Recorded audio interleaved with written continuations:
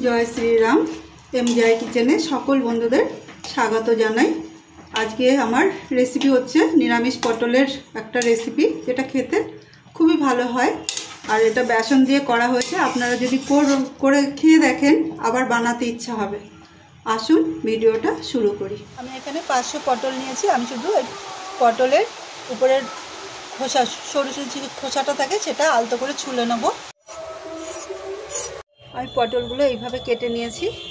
আমি এবার দিয়ে দিচ্ছি এর মধ্যে 1 চামচ মতো লবণ, 1 চামচ মতো হলুদ, 1 চামচ মতো বেসন আর 1 চামচ মতো তেল দিয়ে ভালো করে পটলটা মাখিয়ে নেব। তেলটা দিচ্ছি যাতে ভালো করে মশলাটা পটলের গায়ে লেগে যায়। পটল ভালো করে মাখিয়ে নিয়েছি। এবার আমি ঢাকা দিয়ে 10 মিনিট রেস্টে দেবো। দিয়ে দিচ্ছি 1 চামচ ঘি। আমি এবার মশলাটা করে নেব। প্রথমে দিয়ে দিচ্ছি 1 চামচ মতো মৌরি, দিয়ে দিচ্ছি 5-6টা এলাচ, দিয়ে দিচ্ছি গোলমরিচ 8-10টা আর দিয়ে দিচ্ছি 7-8টা কাজু। এটা আমি ভেজে নেব।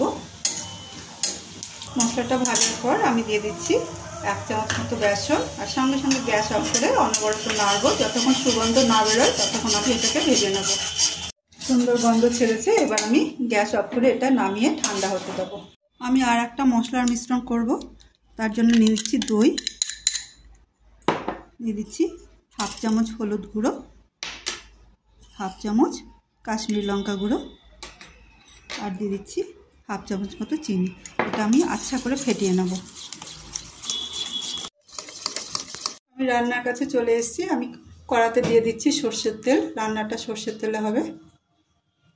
পটলগুলো ভেজে নেব।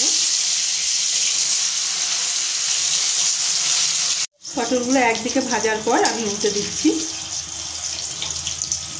মিডিয়াম ফ্লেমে ভেজে নিয়েছি। এবার আমি তুলে নিচ্ছি।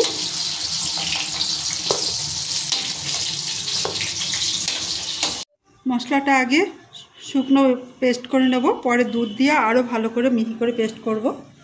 এবার তেলে দিয়ে দিচ্ছি 4টে লবঙ্গ আর 2টো তেজপাতা একদম ছিঁড়ে দিচ্ছি। এবার দিয়ে দিচ্ছি দইয়ের মিশ্রণ। দইটা আচ্ছা করে কষিয়ে নেব। যতক্ষণ তেল না ছাড়বে ততক্ষণ এটা কষাতে থাকবো। আর এর সঙ্গে দিয়ে দিচ্ছি আদা আর খুব সামান্য একটু লবণ।